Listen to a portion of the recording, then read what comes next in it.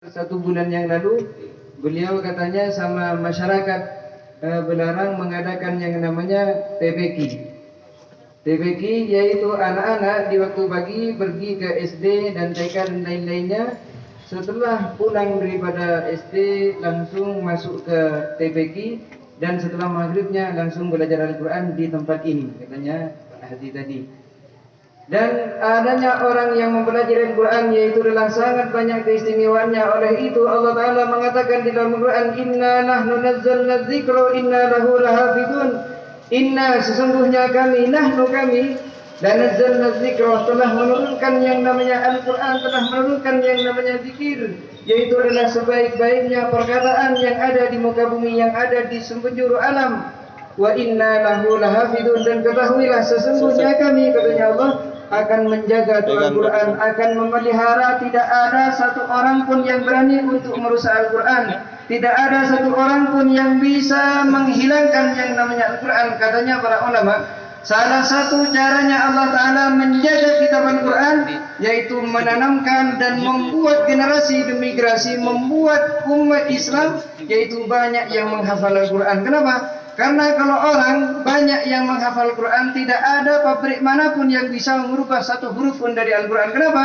Karena orang yang menghafal Al-Quran yaitu mengetahui kalau Al-Quran tersebut, cetakan tersebut, pabrik tersebut rusak. Kenapa? Karena adanya Al-Quran telah tertanam di dalam hatinya. Oleh karena itu di kitab Tibai tadi mengatakan salah satu keagungannya umat Nabi Muhammad, qulubuhum masahifuhum, yaitu adanya hatinya mereka semua udah menjadi lembaran kertas daripada Al-Quran.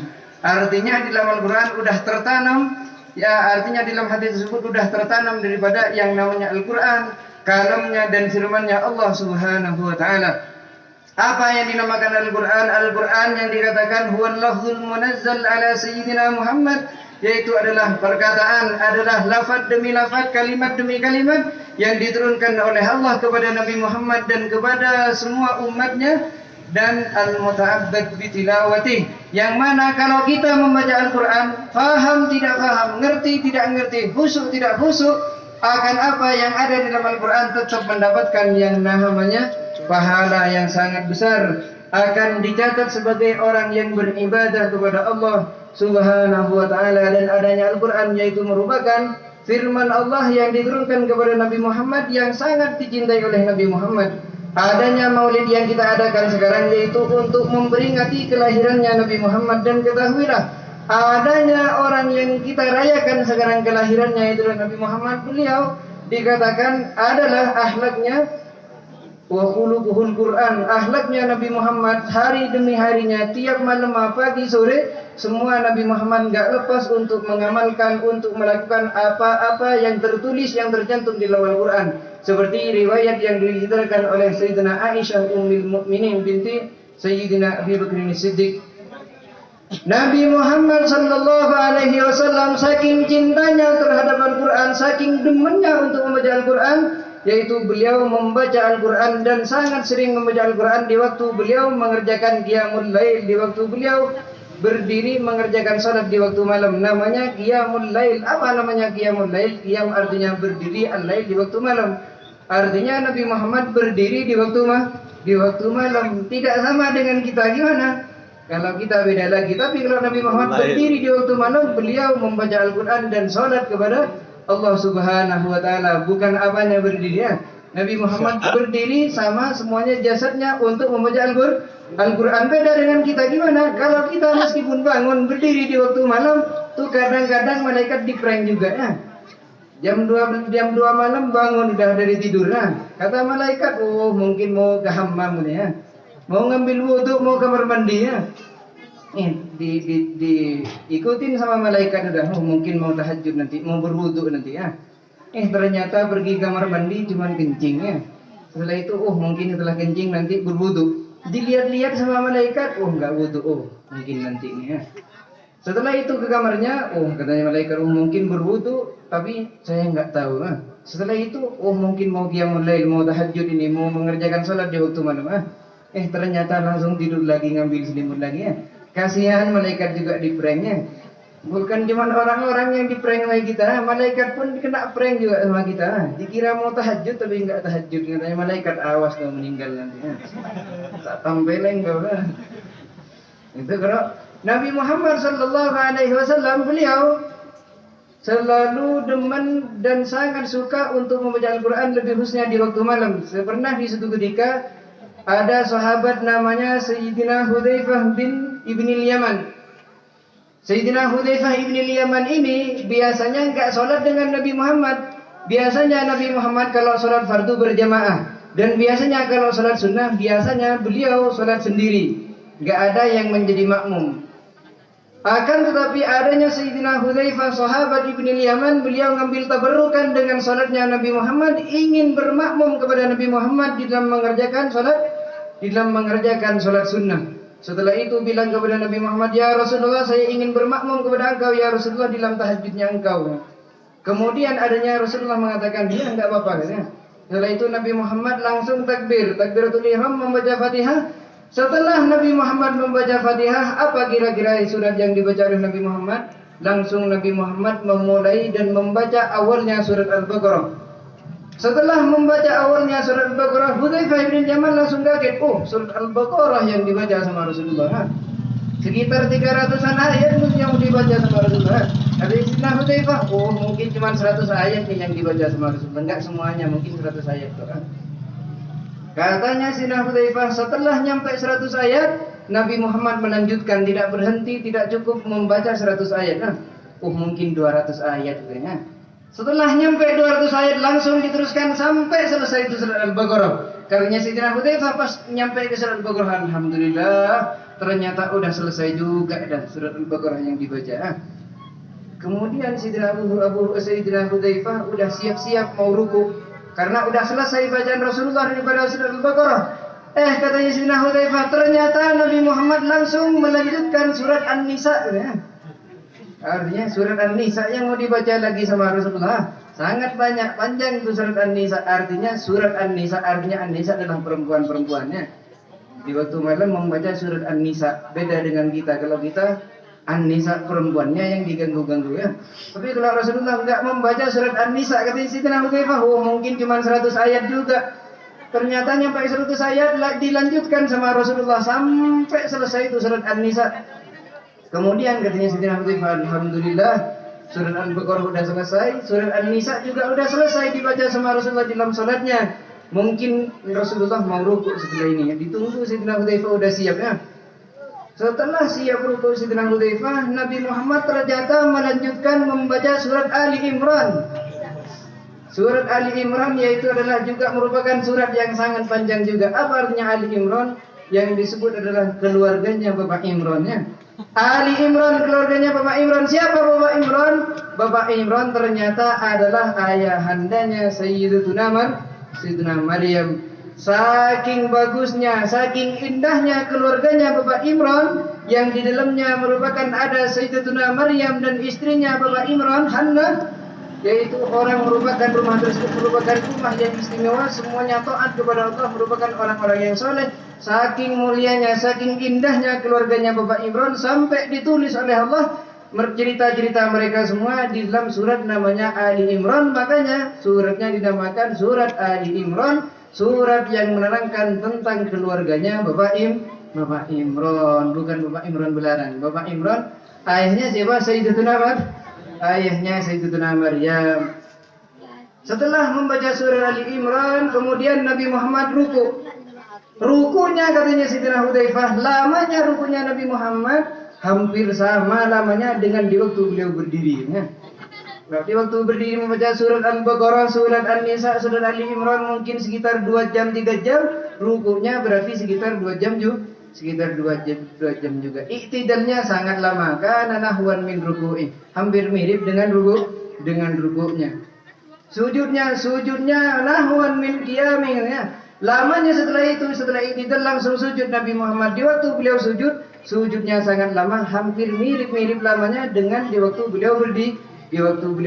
Oleh karena itu dikatakan oleh Sayyidina Aisyah, Nabi Muhammad kalau qiyamul lail, apa qiyamul lail? Qiyamul lail berdiri di waktu malam. Beda antara qiyamul lail dan tahajud. Kalau qiyamul lail, semua pekerjaan salat yang dikerjakan setelah Isya semuanya dinamakan qiyamul lail. Tahajud masuk qiyamul lail, witir masuk qiyamul lail, ba'diyah salat Isya dikatakan qiyamul lail. Salat sunnah mutlak setelah mengerjakan salat Isya dinamakan qiyamul lail. Salat tarawih kalau Ramadan dinamakan qiyamul lail. Tapi kalau tahajud beda. Kalau tahajud enggak semua salat yang dikerjakan di setelah Isya dinamakan tahajud. Kalau tahajud yaitu salat yang dikerjakan setelah tidur. Tapi kalau qiyamul lail yaitu umum. Dan Sayyidina Aisyah mengatakan Nabi Muhammad kalau qiyamul lail katanya hatta tawarramat qadamah, kedua kakinya Nabi Muhammad sampai bengkak, sampai luka-luka, sampai tergaris-garis tuh kakinya Nabi Muhammad sallallahu alaihi wasallam, saking lamanya Nabi Muhammad kalau salat di waktu malam. Pertanyaannya, orang belarang kakinya ada yang bengkak enggak? Banyak kaki yang bengkak ya. Kalau kita lihat kaki kita, telapak kaki kita banyak yang bengkak. Apakah bengkaknya karena salat? Mungkin tidak ya. Karena saking seringnya macunnya enggak apa-apa untuk menjadi nasab, tidak salah juga ya. Tapi sulit untuk menjadi orang yang qiyamul lailnya salatnya saking lamanya kakinya sampai bengkak. Oleh karena itu Al-Imam Al-Busiri beliau mengatakan dalam burdahnya, "Zalamtu sunnata man ahya dzalama ila anishtagat qadamahu durra min warami." Sungguh saya ini sangat zalim, sungguh saya ini tidak mampu untuk mengerjakan salat yang mana salat tersebut caranya udah ditentukan, udah dicontohkan oleh Nabi Muhammad sallallahu alaihi wasallam. Yang mana Nabi Muhammad kalau qiyamul lail yaitu adanya kakinya sampai bengkak, sampai luka-luka saking lamanya Nabi Muhammad berdiri di waktu malam.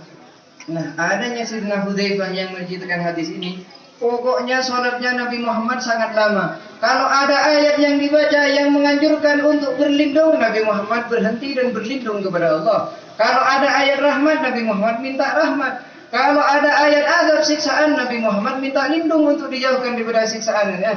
Hatta hamamtu bi amrin su' katanya. Hingga nih saking lamanya salatnya Nabi Muhammad sampai saya mempunyai keinginan yang namanya keinginan buruk. Ditanya sama sahabat yang lain, "Hudzaifah, apa memang pekerjaan buruk yang kau ingin kerjakan untuk Rasulullah ya?" Saya sampai di tengah-tengah salatnya ingin meninggalkan Rasulullah sendirian ya. Saking lamanya Rasulullah mengerjakan Rasulullah sallallahu alaihi wasallam mengerjakan akhirnya Sayyidina Aisyah mengatakan, "Ya Rasulullah, engkau memaksakan diri engkau ya Rasulullah untuk mengerjakan hal demikian. Padahal dosanya engkau yang lalu, yang udah lampau dan dosa yang akan datang udah diampuni oleh Allah ya Rasulullah. Kau memaksakan diri masih mengerjakan salat seperti ini lamanya sampai engkau membengkak ya Rasulullah." Lalu apa jawabannya Nabi Muhammad? "Afala akunu abdan syakura, wahai Aisyah? Bolehkah tidak ya? Bolehkah saya ini untuk menjadi seorang hamba yang pandai untuk bersyukur kepada Allah Subhanahu wa taala?" Yaitu adalah Nabi Muhammad. Padahal beliau orangnya adalah orang dikatakan afdalul khalaik, paling mulianya makhluk. Meskipun paling mulianya makhluk, beliau tetap mengerjakan yang namanya qiyamul lail. Mungkin kalau tahajud bagi kita sangat sulit, tapi sehendaknya kita berusaha untuk mengerjakan yang namanya salat witir. Salat witir kapan bisa dikerjakan? Setelah salat Isya. Kalau kita mengerjakan yang namanya salat witir, itu kita dicatat oleh Allah sebagai orang yang telah melakukan yang namanya qiyamul lail. Nabi Muhammad pernah mengatakan dalam hadisnya, "Autiru ya ahlal Quran," wahai orang-orang yang mempelajari Al-Quran, wahai orang-orang yang telah diturunkan kepadanya yang namanya kitab suci Al-Quran, autiru, berwitirlah ya. Salat witirlah, mengerjakanlah yang namanya salat witir. Wahai orang-orang yang telah mempelajari Al-Quran, wahai orang-orang umatnya Nabi Muhammad, kerjakanlah salat witir ya. Berapa paling sedikitnya salat witir? Yaitu satu rakaat. Kalau yang tengah-tengah yaitu 3 rakaat. Biasanya 3 rakaat itu biasanya dikerjakan setelah sholat tarawih. Apakah ada sholat witir selain di bulan Ramadan? Ada sholat witir di selain bulan Ramadan. Nanti kita setelah sholat Isya langsung sholat witir 3 rakaat. Enggak apa-apa, sangat dianjurkan oleh Nabi Muhammad sallallahu alaihi wasallam, tapi enggak usah tarawih. Kalau terawih khusus Ramadan, kalau terawih khusus Ramadan, nanti dimarahin sama istrinya. Kenapa terawih buang-buang urat aja? Tapi kalau witir dianjurkan meskipun di selain bulan Ramadan. Nabi Muhammad meskipun dikatakan afdalul khalaik, Nabi Muhammad tidak meninggalkan yang namanya witir, tidak meninggalkan yang namanya qiyamul lail. Padahal beliau adalah dijamin masuk surga oleh Allah. Mana ayatnya? Mengatakan inna a'tainaka Kautsar, wahai Muhammad, sungguh kami akan berikan kepada engkau yang namanya telaga Kautsar. Telaga Kautsar ada di mana? Telaga Kautsar ada di surga. Berarti Nabi Muhammad kalau mau diberi telaga Kautsar, yang mana tempatnya letaknya telaga Kautsar di surga, berarti Nabi Muhammad udah dijamin masuk di surga. Jangan ikutin perkataan-perkataan ulama yang menyesatkan, dai-dai yang menyesatkan, yang mengatakan Nabi Muhammad tidak ada jaminan untuk masuk surga. Kurang ajar banget ya. Padahal Allah Ta'ala mengatakan inna a'tainakal kautsar. Apakah Nabi Muhammad mendapatkan yang namanya kemuliaan sampai ditulis, sampai dicatat sebagai afdalul khalaik, paling mulianya makhluk? Apakah Nabi Muhammad enak-enak? Apakah Nabi Muhammad sangat ringan, sangat enteng untuk mencapai gelar tersebut? Jawabannya tidak. Nabi Muhammad dari semenjak lahirnya mendapatkan ujian yang sangat banyak, menjabat ujian yang sangat berat oleh Allah yang telah diberikan oleh Allah Subhanahu wa taala. Mulai masa kecilnya Nabi Muhammad sudah diketahui bahwasanya beliau akan ditulis, akan dijadikan seorang nabi oleh Allah. Oleh karena itu adanya orang-orang pembesar Quraisy, adanya orang-orang kafir, yaitu mereka semua berusaha untuk membunuh Nabi Muhammad sallallahu alaihi wasallam. Nabi Muhammad kalau di jalan wajahnya diludahi sama orang-orang kafir, dihina Nabi Muhammad. Panggilannya yang bernama Muhammad dipanggil daripada Muzammam. Kalau Muhammad namanya orang yang terpuji, kalau Muzammam orang yang hina, orang yang dicaci maki. Al-Muzammam orang yang hina. Orang-orang kafir musuhnya Nabi Muhammad kalau manggil Nabi Muhammad wahai orang yang hina, ya. Dan wajahnya diludahi, wajahnya Nabi Muhammad diludahi. Padahal wajah tersebutlah sebaik-baiknya wajah yang disebut oleh Allah di dalam Quran. Qad nara taqalluba wajhika fis sama', wahai Muhammad, sungguh kami telah melihat bolak-baliknya wajah engkau yang selalu memandang terhadap langit, wahai Muhammad, katanya Allah Subhanahu wa taala. Saking mulianya wajah tersebut sampai dicantumkan oleh Allah di dalam Al-Qur'an, sampai diabadikan oleh Allah wajahnya Nabi Muhammad di dalam Al-Quran. Wajah Nabi Muhammad seperti apa wajah Nabi Muhammad? Wajah Nabi Muhammad gak terlalu mancung dan gak terlalu panjang dan gak terlalu lebar. Sedang-sedang wajahnya Nabi Muhammad sallallahu alaihi wasallam. Sampai ada salah satu sahabat yang ditanya, wahai para sahabat, seperti apa sifat wajahnya Nabi Muhammad? Lalu sahabat mengatakan wajahnya Nabi Muhammad itu yaitu sama dengan adanya bulan purnama. Gimana bulan purnama? Yaitu kalau ada bulan purnama, kalau kita memandangnya yaitu sangat indah, sangat senang dan sangat bersinar. Akan tapi katanya para ulama mutaakhirin mengatakan yang menyifati bahwasanya wajahnya Nabi Muhammad sama dengan adanya bulan purnama, katanya para ulama, lebih khususnya ulama ilmu mantik, ilmu balaghah, beliau mengatakan ini perumpamaan seperti ini nih, wajah Nabi Muhammad yang disamakan dengan adanya bulan, ini yang namanya at-tashbih, perumpamaan al-maghlub yang terbalik gitu ya. Ini bukan wajah Nabi Muhammad yang menyamai bulan, akan tapi inilah at-tashbihul maghlub, akan tapi bulanlah yang mengambil keindahan daripada wajahnya Nabi Muhammad sallallahu alaihi wasallam. Oleh karena itu Habib Ali Al-Habsyi beliau mengatakan seandainya itu adanya bulan purnama dikasih sepotong, dikasih sedul, dikasih sedikit daripada keindahan wajah Nabi Muhammad, niscaya adanya bulan tersebut enggak pernah mengalami yang namanya gerhana bulan. Saking indahnya dan agungnya wajahnya Nabi Muhammad sallallahu alaihi wasallam. Walhasil Nabi Muhammad yaitu sangat sabar di waktu beliau mengalami dikasih musibah, di waktu beliau dilimpai yang namanya bala oleh Allah Subhanahu wa taala dan diganggu-ganggu oleh orang-orang musyrikin.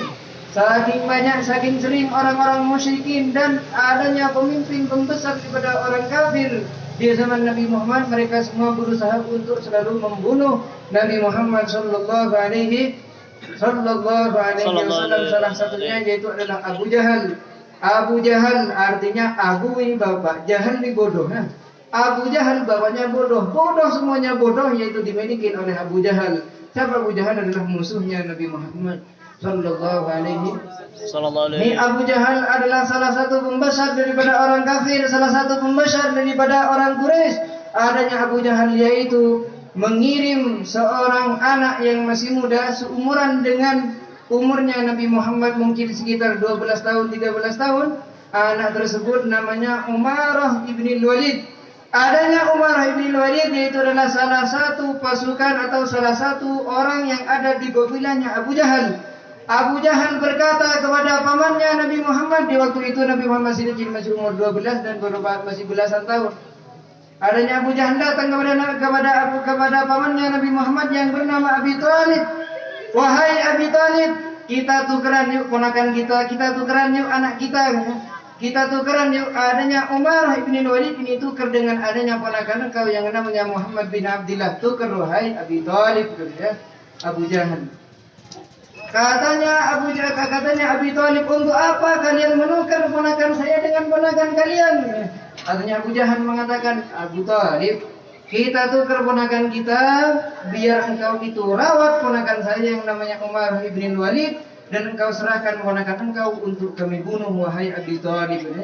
Katanya Abu Jahal, perisangkanya mereka, keyakinannya mereka Abu Jahal dan kelompoknya yaitu memberi perisangka, mempunyai keyakinan bahwasanya Abi Thalib akan memberikan dan membiarkan Nabi Muhammad dibunuh oleh mereka semua. Kenapa? Karena di waktu itu adanya Abi Thalib masih belum iman, tidak mau mengikuti ajarannya Nabi Muhammad sallallahu alaihi wasallam. Akan tapi Abu Thalib yaitu sangat membantu agamanya Nabi Muhammad, sangat membantu dan mendukung tentang syariat yang telah diberikan oleh Allah kepada Nabi Muhammad sallallahu alaihi wasallam. Beliau sangat marah sampai beliau mengatakan kepada Nabi Muhammad, wahai Muhammad, jangan kau sekali-kali engkau takut wahai Muhammad, jangan engkau teruslah berjuang wahai Muhammad, teruslah sampaikan risalah yang kau telah berikan, yang Allah telah berikan kepada engkau wahai Muhammad. Wallah, demi Allah, la yasilu ilaika bijam'ihim, mereka semua wahai Muhammad meskipun berkumpul semuanya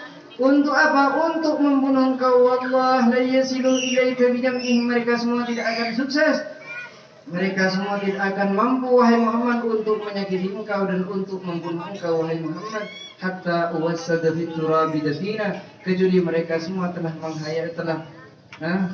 telah membunuh saya terlebih dahulu wahai Muhammad, baru bisa membunuh engkau wahai Muhammad. Katanya paman tercintanya yaitu adalah Abi Thalib.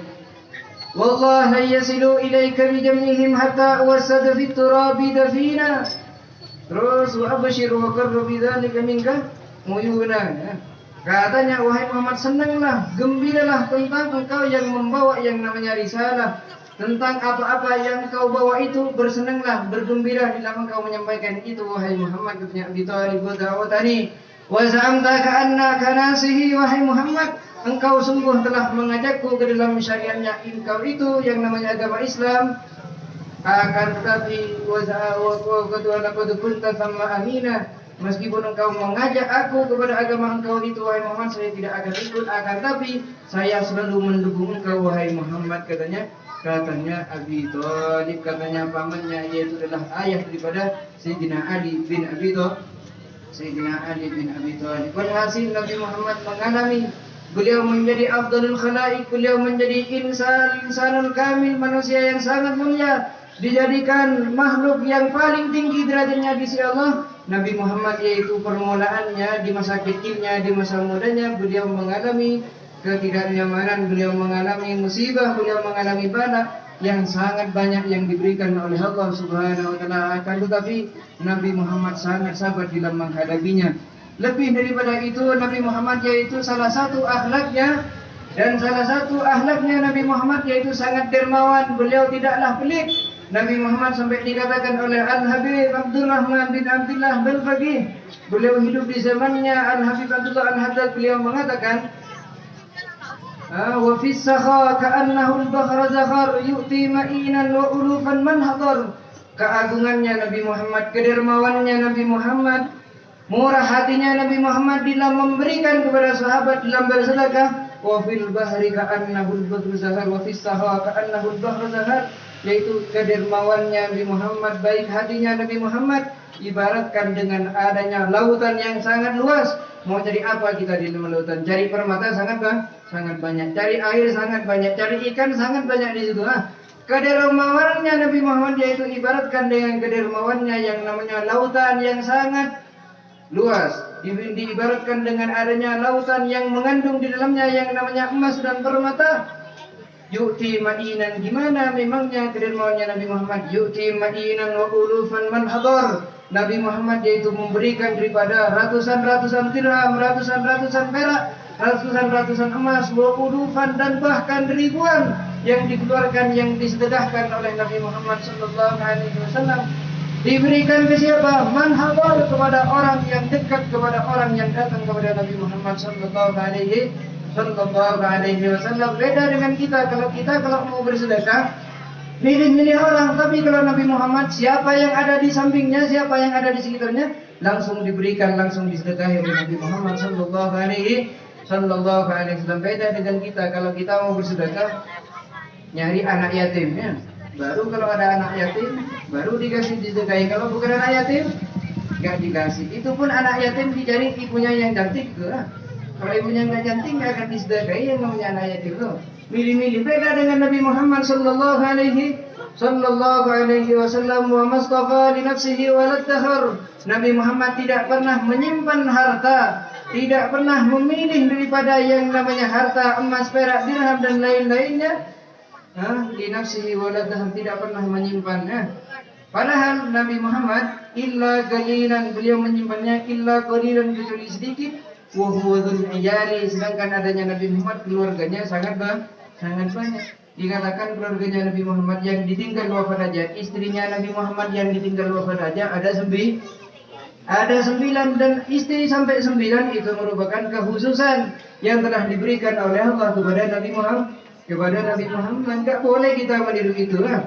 Oh, tadi saya dengar pidato, saya dengar ceramah tadi, kalau Nabi Muhammad istrinya sampai 9. Nanti ada orang belarang yang mau niru sampai punya istri 9. Enggak boleh. Kenapa? Istri 9 merupakan kekhususan diberikan oleh Allah kepada Nabi Muhammad sallallahu alaihi wasallam, dan tidak akan mampu orang belarang kalau sampai mempunyai istri sampai 9. Katanya ibu-ibu istri satu aja enggak habis nih. Sampai 9, apalagi sampai 9, dan itu merupakan kekhususan yang diberikan oleh Allah kepada Nabi Muhammad sallallahu alaihi wasallam. Mungkin ini yang bisa kami sampaikan, dan kurang lebihnya mohon maaf yang sebesar-besarnya. Wassalamualaikum warahmatullahi wabarakatuh.